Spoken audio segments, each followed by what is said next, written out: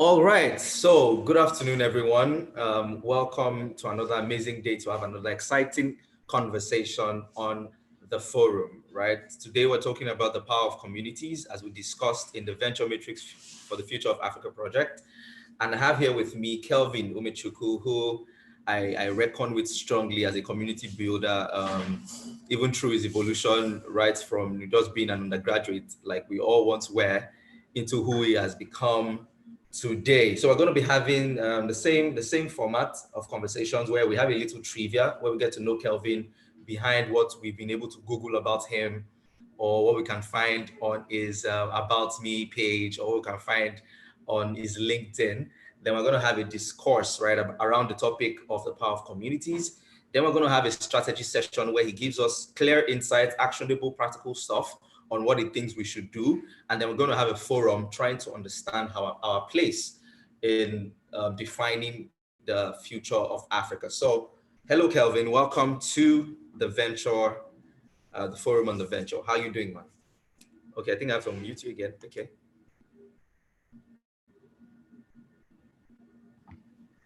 Okay. Hi, yes. Martel. Thank you very much for having me. It's a privilege to be here and to be seeing everyone, the community. So thank you very much. All right, awesome. It's great to have you here. So we're going to jump right into the conversation. So we always like to, throughout this week, we devoted this week to series 2, right, in the Venture Matrix for the Future of Africa publications. And in series 2, we talked about the place of the undergraduate community in the economic outlook of the future of Africa, right? So we talked about the first wave, we talked about the 8 stages of development, we talked about the place of leaders, right? The need for collective responsibility and, all of that, right? And one very important factor that was really talked about was the power of communities, that we cannot properly evaluate any economic potential from this undergraduate community if we do not understand the role and the place and the power of community. So the first question I want to ask, based on that publication is, just tell us who you are as regards this conversation about community. Tell us something that we probably don't know, right, from, about communities. So I don't know what you know, but yes, I'm Kelvin Umechukwu, currently serving as the program manager and portfolio manager at Co-Creation Hub, Africa's leading innovation center. As regards community, I founded Consonance in 2017, grew up to over 1,000 developers, designers, and entrepreneurs in the tech space. With TechQuest, we're able to build communities across 15 states in Nigeria and reach over 20,000 young people with STEM education. So my journey has sort of gone through different areas, from STEM to startups, communities, but all in all, I think it's all around impact and building communities. So yeah, so if there's something you don't know, okay, so I currently run the Facebook Startup Circle for Lagos. Wow, amazing. Yeah. Awesome. Good to know that, right? So we talked about the first wave. Your first experience in community was probably as an undergraduate in Obafemi Awolowo University. And you know how vibrant that ecosystem is, right? So can you remember any first wave experience that probably inspired your venturing into the community space? What was that political, social, or economic event that shook you and inspired you to go into community? It might not even be directly related to your line of work. It might just be something that happened within that time that you can associate that, oh wow, that is when people started getting awake and then you decided to venture into it. Okay, so I'll have to take you back to 200 level. I think this was the first time we went on strike in OAU. I knew it. Strike was pretty normal. So, but the remarkable thing about this strike was I couldn't go home, and so I had to stay back.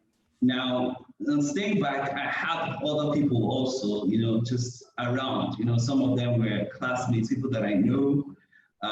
Some of them I don't know, but we do not know that at that point we were just going to get to know each other. So they took out the lights, so we had to go to computer to find lights, just to do something, to make ourselves useful for those of us that couldn't go home. And this was the first sense of community in the tech space that I really experienced, because everybody was literally just there for one another. You had people that had resources. They were just, everything was on flash drive. Oh, put it here, put it here. I didn't have a laptop then, but I know that when I get there, somebody will just, somebody will sleep. It's normal. Everyone, you just see someone that will sleep off. So, and they would really just allow you to use your computer. So I had my flash drive. I just plugged it into their computers and I started using it. So we had that sharing of resources, sharing of ideas, opportunities, and this was like the first shift that made me start understanding the true power of community. All right, amazing. That introduces us into the next line of discourse. So we're just going to jump right. I think we've had enough trivia. I think we understand who we're talking to now. So let's just jump right into the discourse, because it's going to inspire a lot of questions, right? And the first question is, what do you think are the things that define a vibrant community, right? Since you've experienced communities, you've created some, you've built some, you've driven some, what do you think are the major identifiers of a community? So I don't want to just, use all the nice English grammars, the things that you basically see in textbooks or in articles. So in my own experience, what I have seen, that I've sort of defined what a community is people sharing, like they're people sharing. There's some form of accountability within the community. So you have so I'm just going to go back to that period. And that period sort of took me into the community called iLab back then in OA. I don't think it's still existing right now.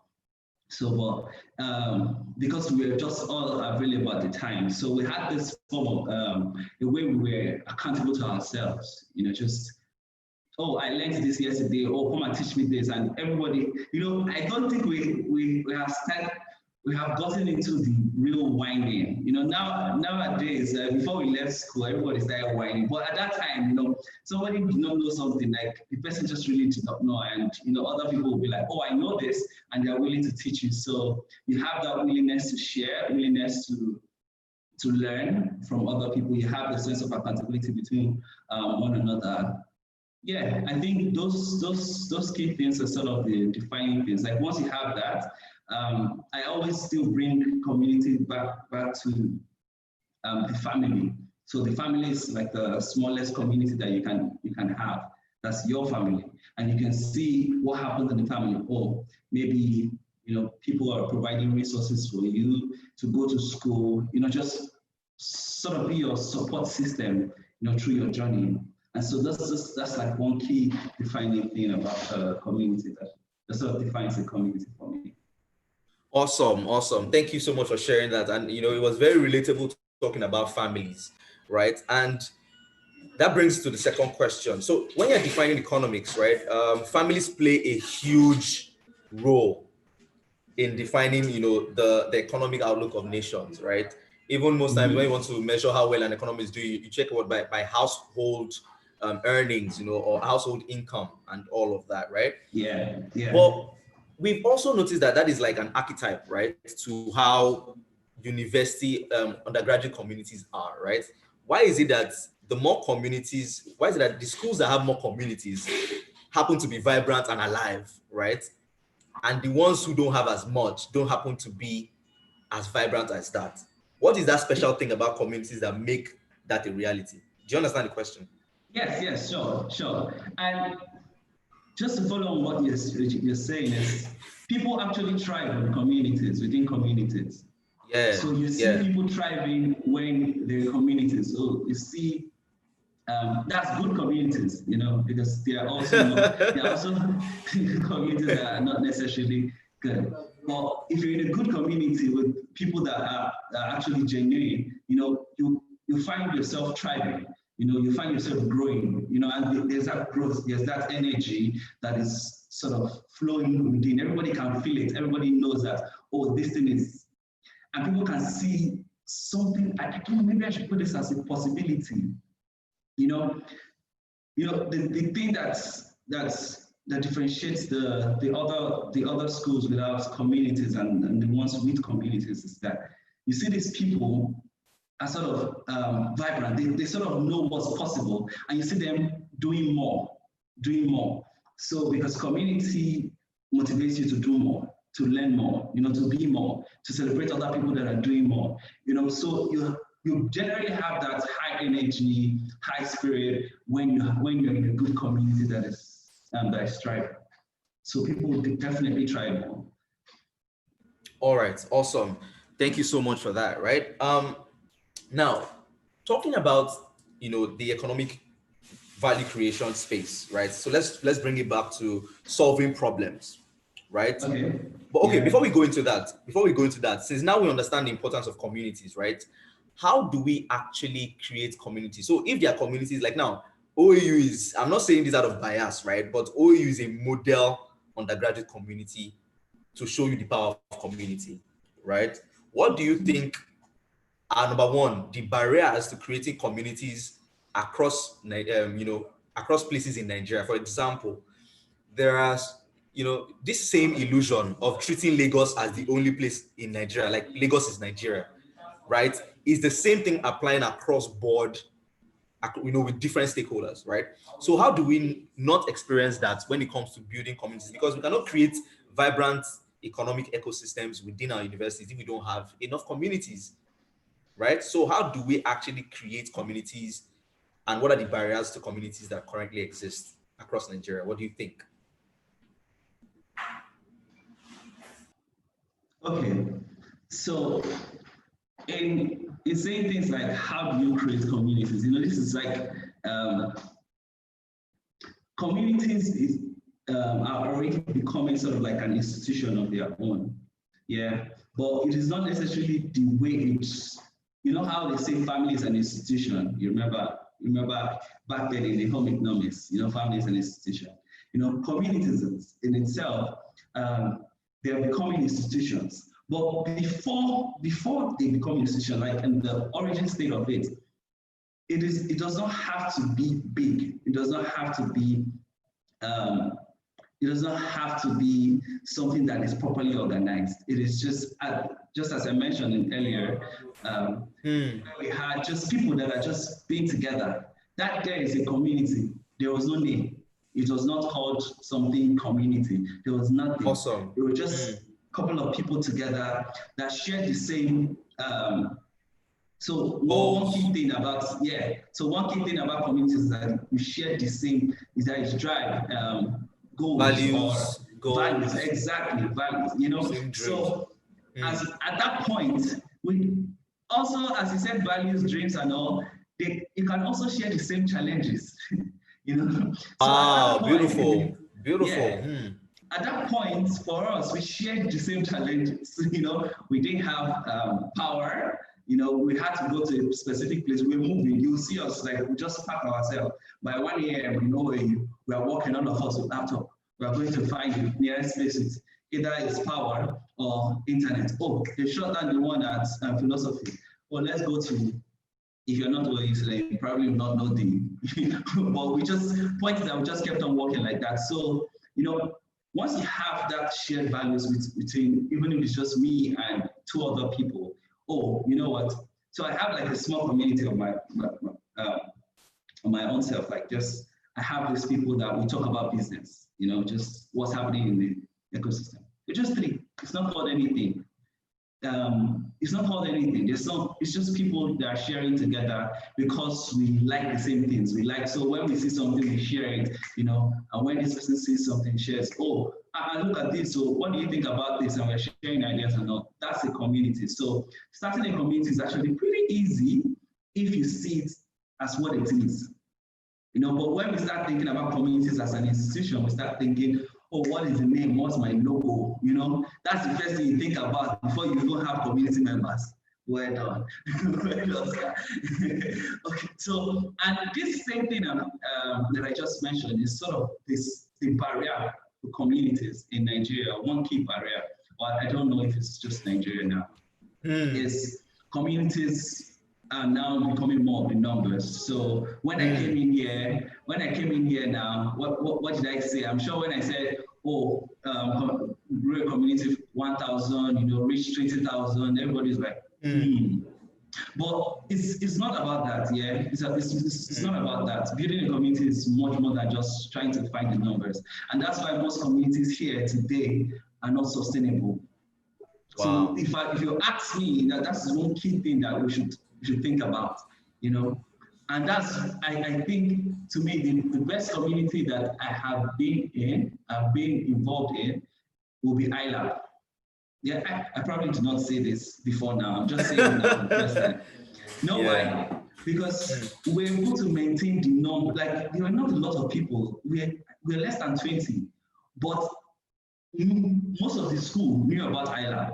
Most students knew about ILAB. They knew about what was being created. We created Voice App, we created Humane, we were going for WRO competitions outside the country. Just this small team of people.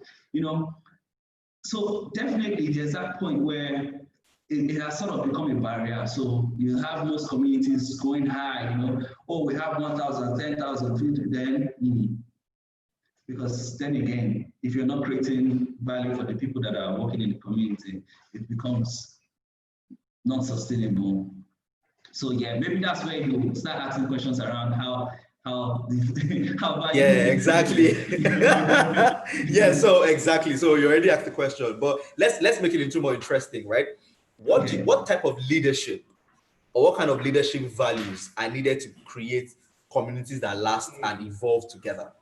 Right, and then you can also now add, how do you actually create value within these communities? Because one thing we've learned from your communications right now is that most communities, it's not like as if they have any actual direct benefit except from their personal development and a thriving experience towards their own desires and goals.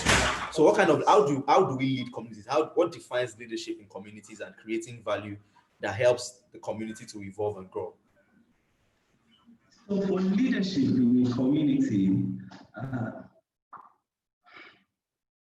this is actually very subjective because it depends on the kind of community you're leading, the kind of people you're leading. If I start building a community with students now, the kind of leadership that I will employ will be different. Just because these people probably just respect me because of what I have done already.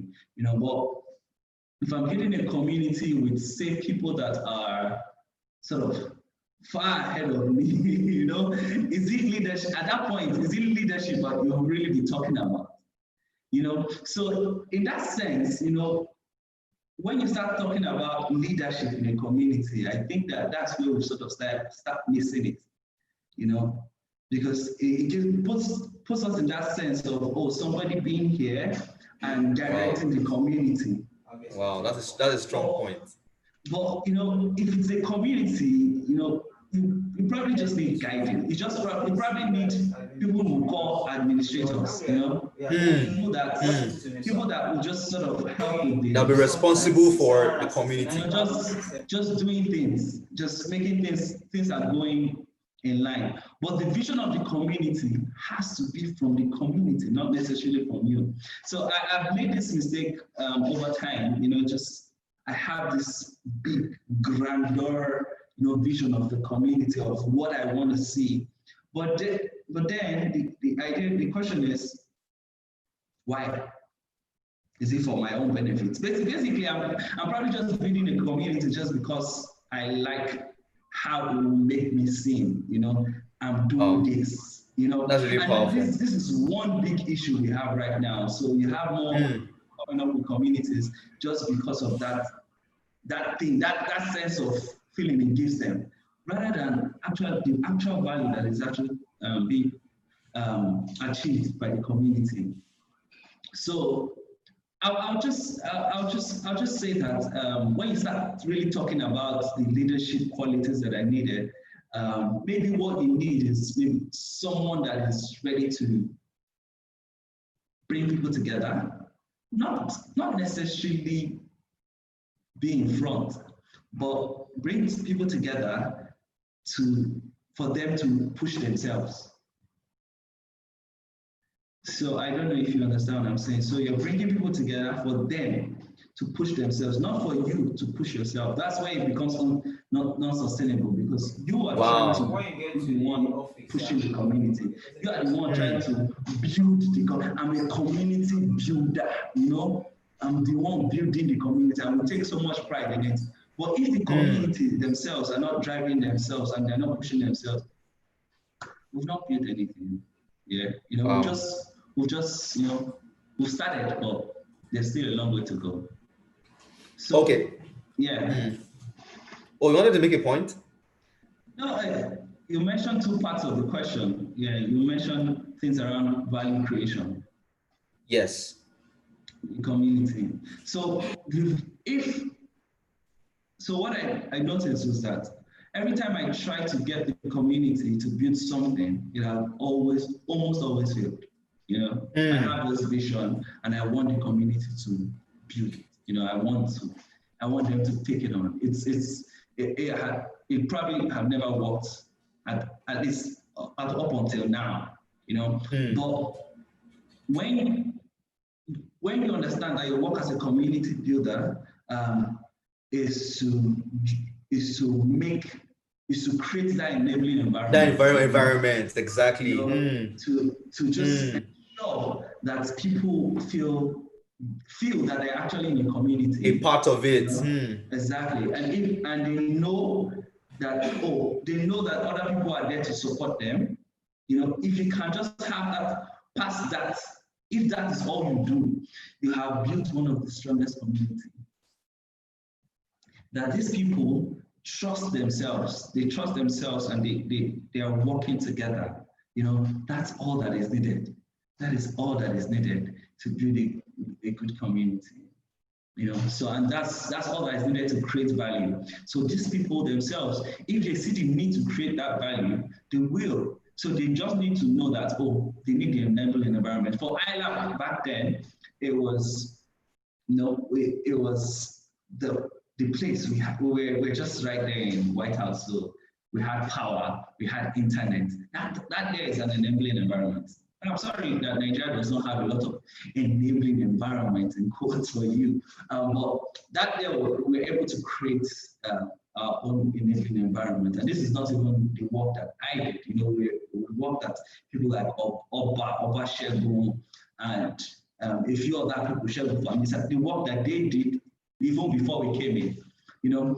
So, and till today, you don't see these guys, shouting about it, or, I built that thing, but all of us that went through it, we know that we're part of the community, and that is the most important thing in community building or in value creation in the community. Wow, this is such an amazing learning experience. Even me, I am learning because I can relate to most of the things you're saying, and I'm like, whoa, it was right there in my face, and I didn't even know that was how it was being done. Because listening to you now, it seems like the kind of leadership you need for community, it's very transient. It's not a leadership model that is out there for even companies or anything. But with what you've said, if we adopt this kind of thinking to how we lead companies, lead businesses, and lead organizations, I think we're going to change the world. So thank you so much for sharing that, right? So let's jump right into the strategy sessions, because you mentioned two things that really got me excited. Number one is about, you gave examples of the kind of leadership you enjoyed from the types of Obashegun and the rest, and the kind that you evolved into becoming. And you talk about enabling environment. So let's get practical, right? Now, I was privileged to see you I was kind of like privileged to see you build consonants, right? I might not have been part of like a whole experience, but I know, I can remember the time when we met at KFC in Ikeja because everybody was trying to gather themselves for an excursion to, maybe was it Paystack or something? Yeah. You remember? Yeah, it was Yeah. Paystack, yeah. So for strategy session, what do you think is that secret sauce, right? That you've been able to adopt across different communities. Now, let me make that, let me show you how interesting this question is, right?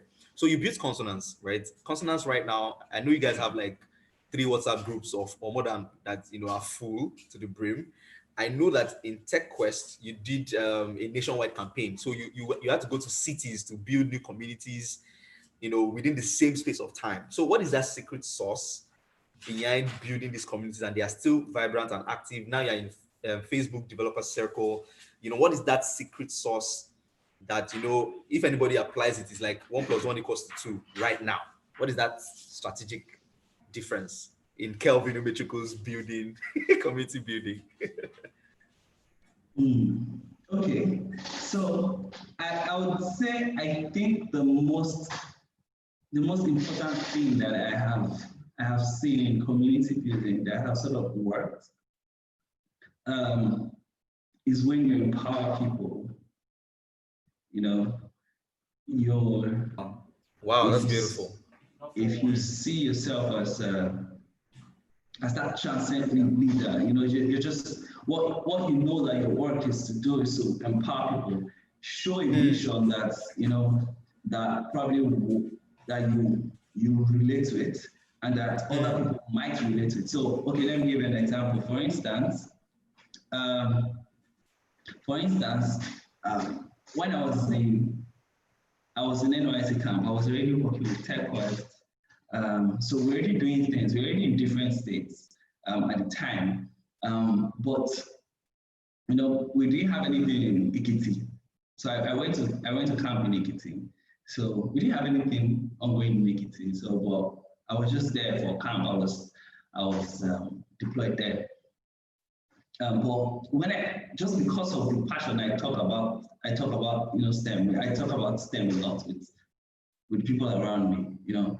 It caught people's attention, and before leaving Ekiti, there was already a community built. And I mentioned this person's name, Favor Chukwedu. He was my, okay, I think Finn said, because in NYC camp back then, I was a platoon leader, he was the financial secretary handling money. But funny thing is, before at the end, it was just like, you know what, I want to get on this. And what I just did was to give him the resources, the assets to things. Right now I see him doing things in STEM and I'm just like, whoa, like that to me is remarkable. He single-handedly did a lot of things. He created his own community in Ekiti. I didn't create the community now. He created his own community, did a lot of things that he got award for. He was even, I think, he got an award from the office of the SDG in Ekiti State for all the things that he did, and that to me there is the most important thing in building a community, empowering other people to run with their own vision that they have aligned with yours. Wow, that's powerful. Wow, that was pretty deep. Wow. So right here, I don't think it's that deep. wow. So I think right there, we just learned the secret sauce of consonants and every other amazing community that Kelvin has been a part of, right? So the next question for this strategy session, right, is you spoke about enabling environments, right? So let's not deceive ourselves. No matter how much secret sauce we have, if we are in the wrong setting, there is just about so much we can do, right? Now, the reason why we have somewhere like OAU produce the likes of Joberman, right, and not produce 10 Jobermans per year is because the environment is not enabling for people to create, right? So what do you think is the role that communities can play to make sure that the undergraduate community becomes that hub of innovation where people can create, get support, get access, and build things that solve their local problems?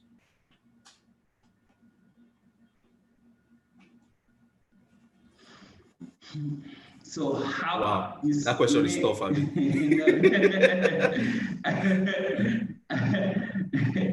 So you're saying how can communities basically contribute to that enabling environment for economic value creation in this context?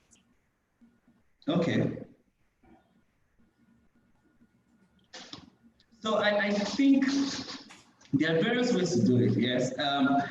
One key thing that I know and I've always lived by is that there's no one path to success. So if you know me, you know that my path is a very confusing path.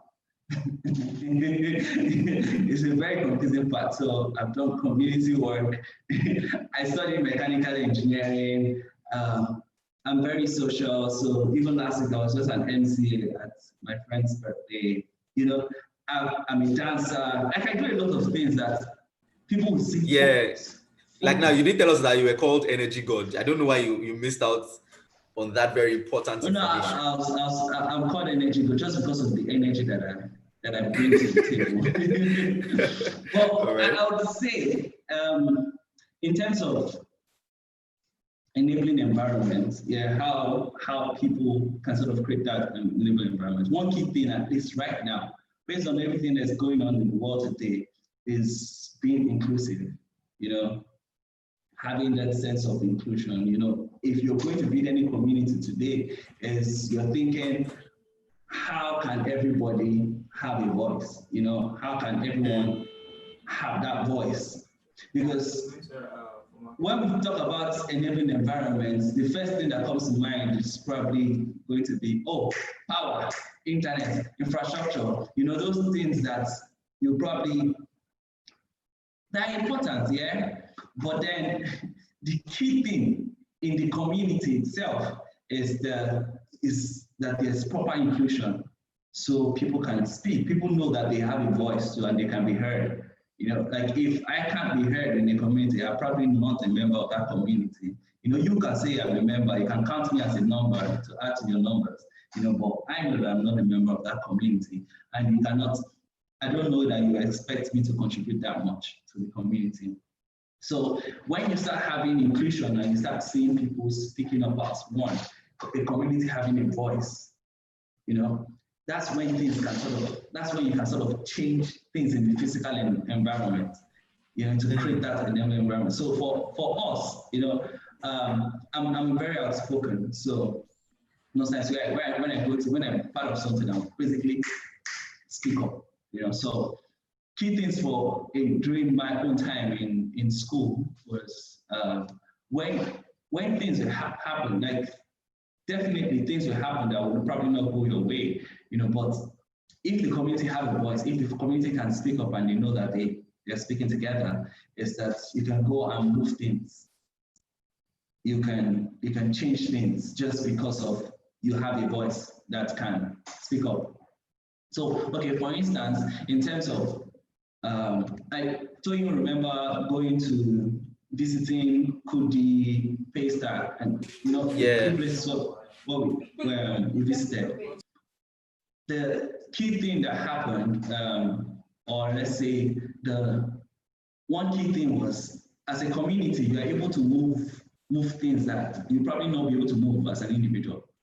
You know, when we reach out to a company and say, there's just people, 30 people, you know, they want to see what you're doing, hear from you and stuff, you know, it becomes, it's different from just saying, I want to come and visit a company. No company is going to just say, just come and spend my time. But because we're a community, people, they listen to us, you know, things around back then in the White House, the fights we had, you know, when they didn't want us to stay in the location again, you know, lecturers did not like that we were there. And we went, because we had a voice, we went, spoke to the right stakeholders and fought for our space. I'm not sure now that space is still there now for these same guys, but at that point I knew that we had a voice and, you know, we had meetings, we'll talk about certain things that, oh, this lecturer complained about this, we have to fix this, just to ensure that we're working with the stakeholders and we are making everybody comfortable with us being there. So I would say having that voice, having that inclusion is one key thing that helps you in creating the enabling environment. Because I don't see it as the enabling environment to be the power, the internet, the infrastructure. I see that as a result, that's what happens as a result of you being inclusive. So the same thing with Nigeria right now. We're expecting a lot of things to happen. Just we want power, we want, the government is this, the government is that, but still we don't still have a voice. We don't still have one voice. Until Nigeria see themselves as a community, at least most of us see ourselves as a community, that is the only time we can then change certain things. Like we're not going to be scattered and try to build this. It's like the children of Babel back in the Bible back then. Like you can't do anything. This person is speaking this and another person is speaking this. Somebody wants this, somebody's like, well, I don't care about it. Since it not touch me, not concern me, what's happening in Southern Carolina, my people are not there, so it doesn't affect me. No, if all of us start speaking with one voice, you notice that we can then drive the change that creates that enabling environment for a lot of other things. So I would say that's the most important thing in creating enabling environments. That's the first thing, that's the inclusion before, the physical things that we see. Wow, that's a very brilliant submission, right? And you said some things that are going to really get a lot of conversation when we are rounding up with the forum, the segment, the forum, right? So for every enabling environment, even as we discussed in the publications, right, there are the tangible parts and the intangible parts, right? So the part of inclusion, most times the intangible drives the tangible, right? As you've mentioned, right? And the idea of inclusion is brilliant, right? So let's move to the tangible parts, the power, the light, the actual stuff, right?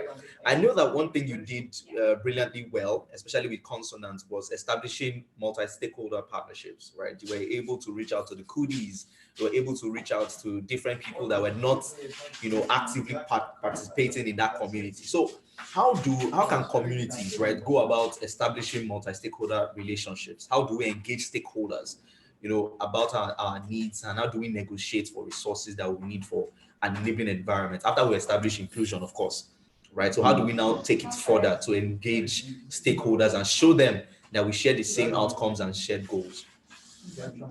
This part is interesting. This part is interesting, and it's interesting to me because a lot of communities I'm seeing today just exist. They just exist just because. There's nothing. They're not necessarily driving for something. So, and that's where you're talking about the tangibility part. So if you as a community is not necessarily driving, you don't have something tangible you're going towards. It's basically impossible to measure, and every company wants to associate themselves with some form of growth, to some form of success, Battle will reach out to people now, they will have to answer him, and it's not because he has a nice head or people just like his beard. It's because of the things that he has done. So in communities also, we have something we call the track record, where before you even start engaging multi-stakeholder, engaging anybody, it's what have you done? If I put out a list of people in my contacts, maybe about 2,000 people, do I have a community like that? I don't, I probably don't. It's not a community, But say for instance, I have 10 people, that are probably doing stuff, we come together, we build one solution here, we try to get it across, we got 100 people to use it, then we want to get it to 1,000, we discover we need a partner. When we reach out to them, they will listen to us. When we need funding, we will find it. because of the track record, not because of the fact that you are a community. Community on its own does not necessarily mean like there's nothing. Just like I was just listening to Ace Kid was just saying something in a video from 2017. He said from Thor Ragnarok, the movie, he said, Asgard is not the place, it's the people. You know, then that's, if you remember, that's where they were able to move to other locations because, you know, it's the people.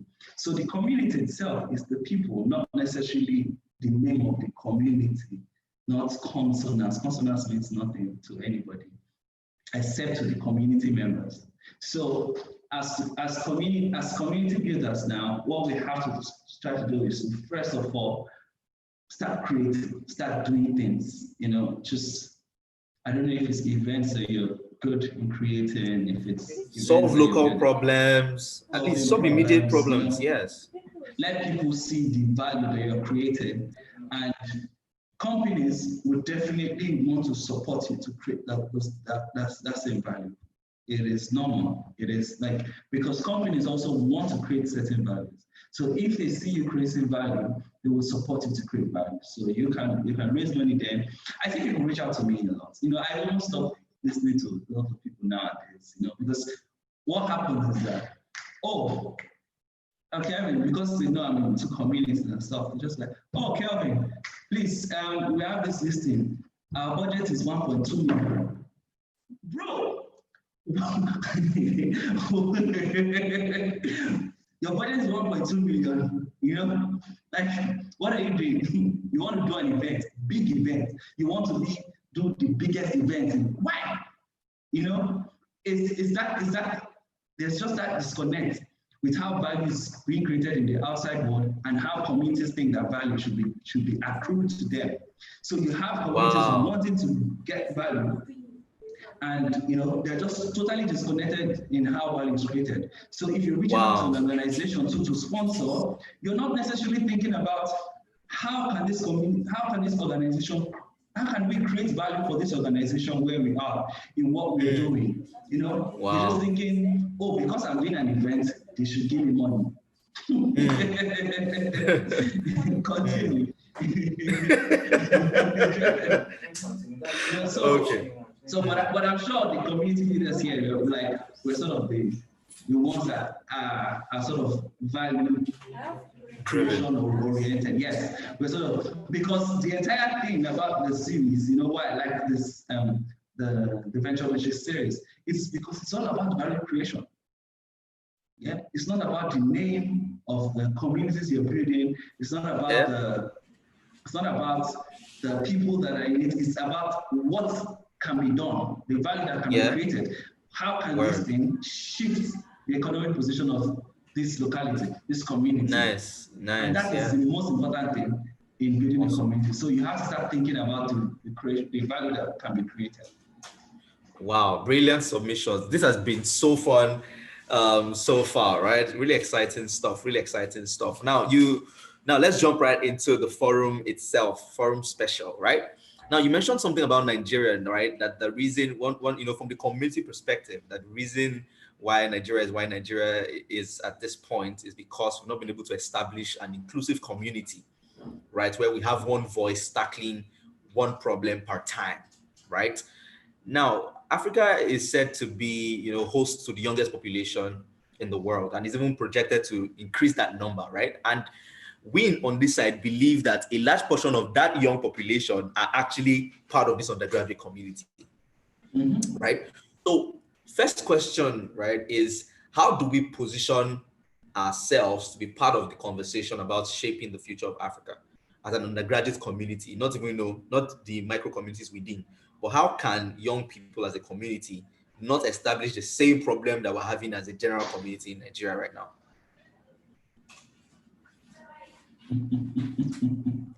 Another tough one, Abi. Don't worry, take your time. You can breathe.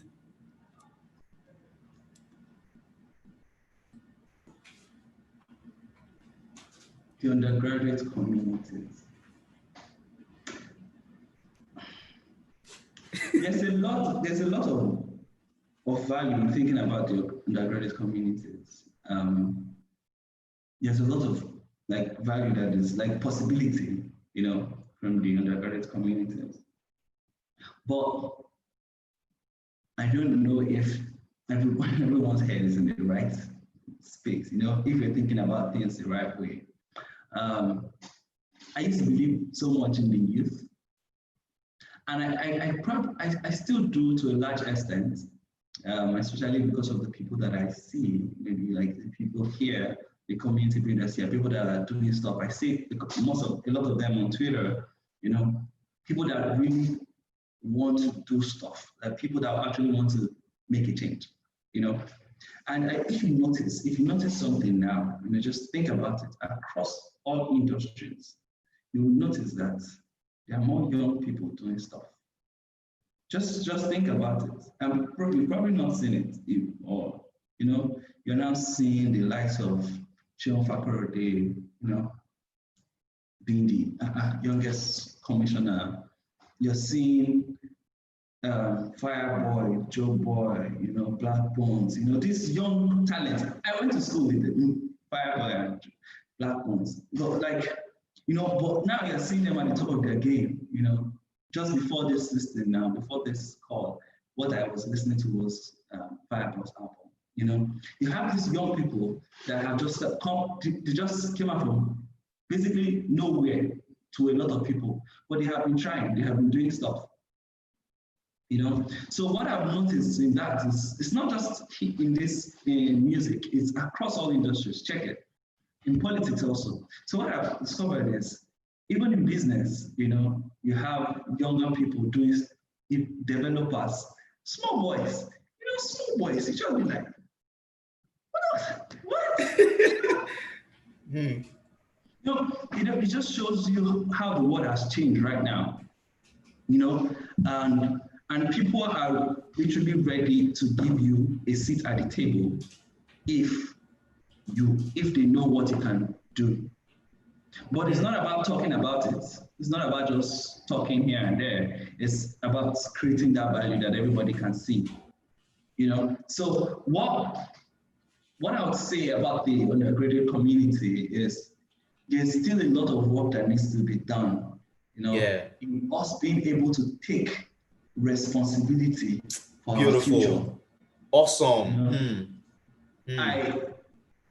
You're listening to me today because you think that I've probably created some form of value, but I don't think any of those things were handed to me, on a platter, or somebody giving me, say, take, do this, Some of the things that some of us have done, we did not necessarily see it anywhere. We're just sort of trying to do things as it's coming, just being useful, You ask, okay, just imagine this now, these conversations we are having now.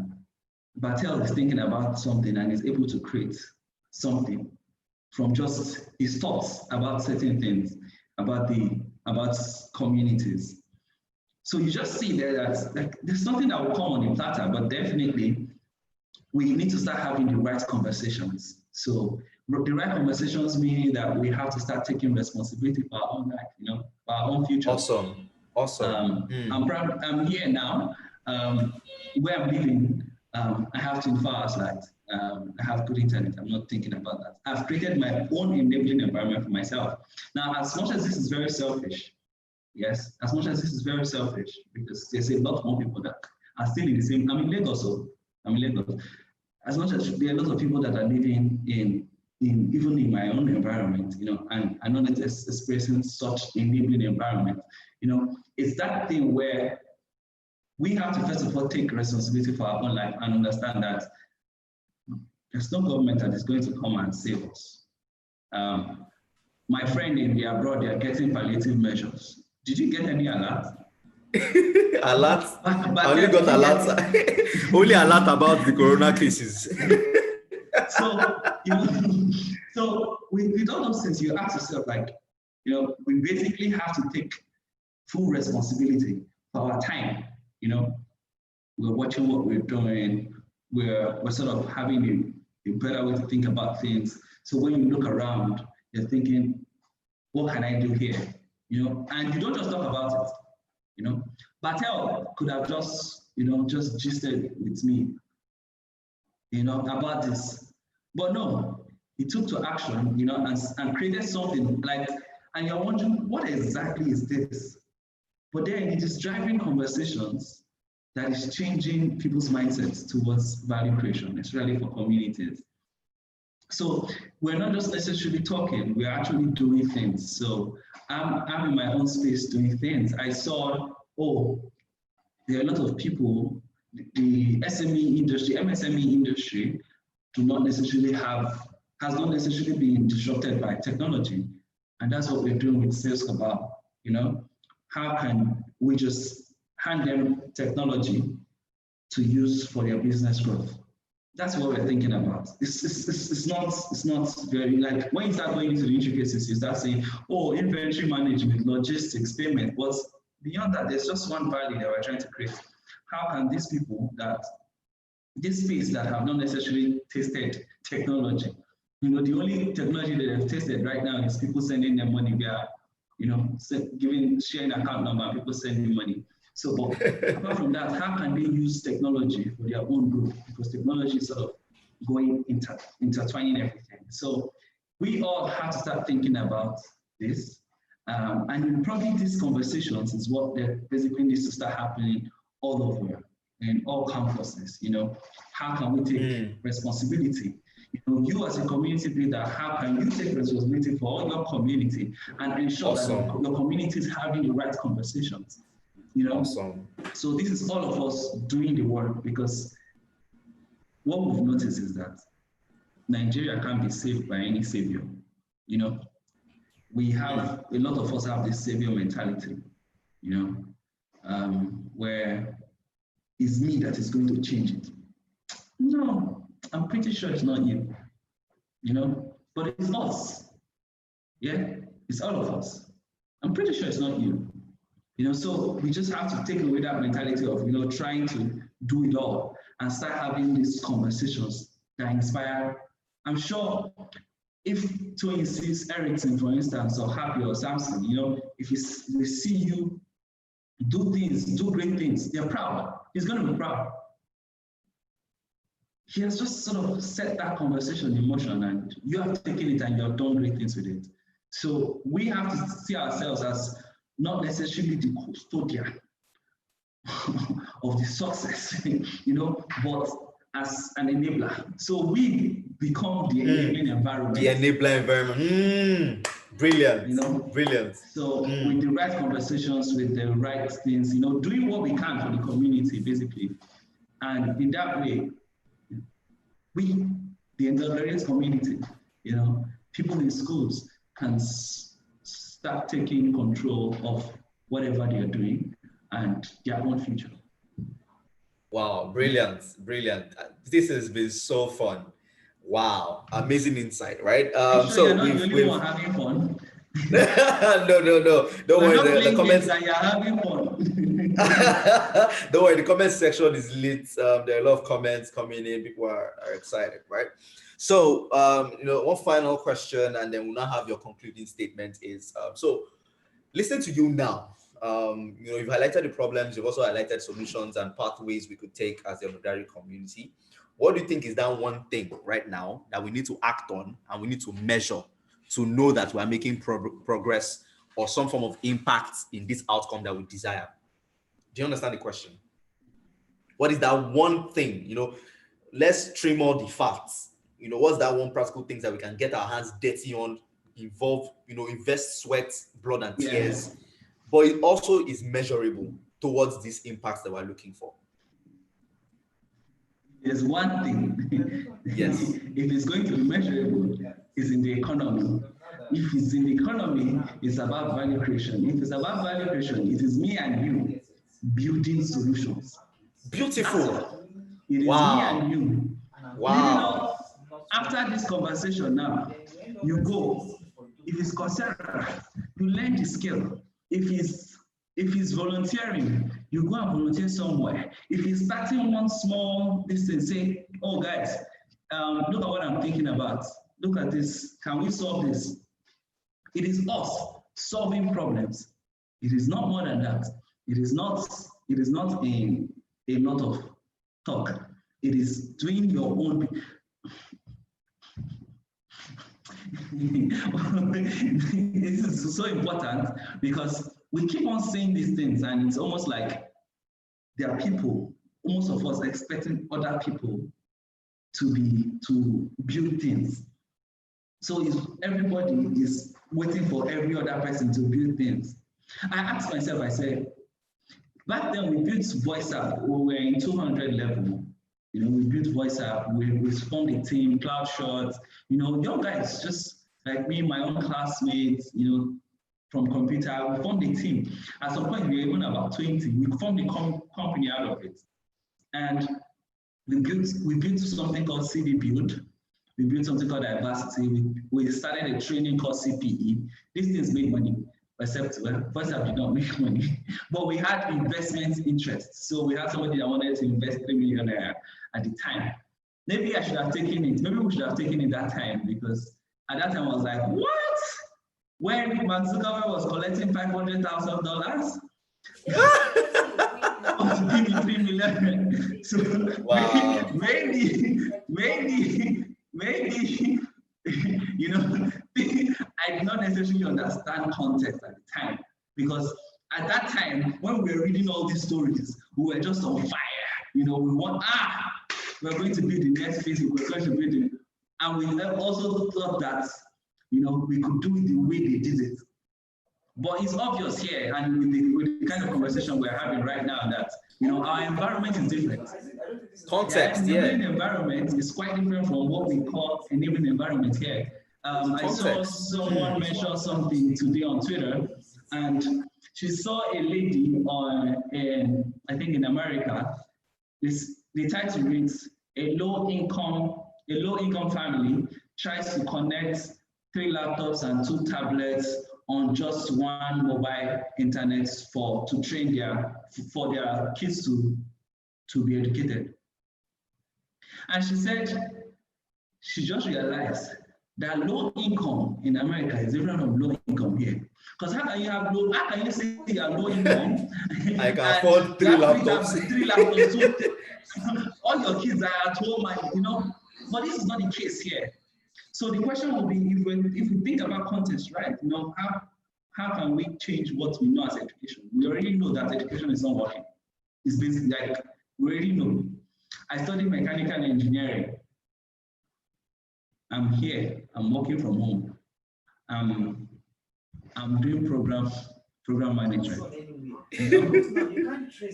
I'm not sure that in my career path, I'm going to need spanner to maybe tighten the startups that we are doing program for. You know, I'll probably not need that, you know, or designing any. So I asked myself, you know, wait, was it possible that I could do this thing without going to school? Did anything that I learned in school, like not in the universities, in the whole university community, yes, there's a lot of other things that you learn, which is basically even what I'm writing on today.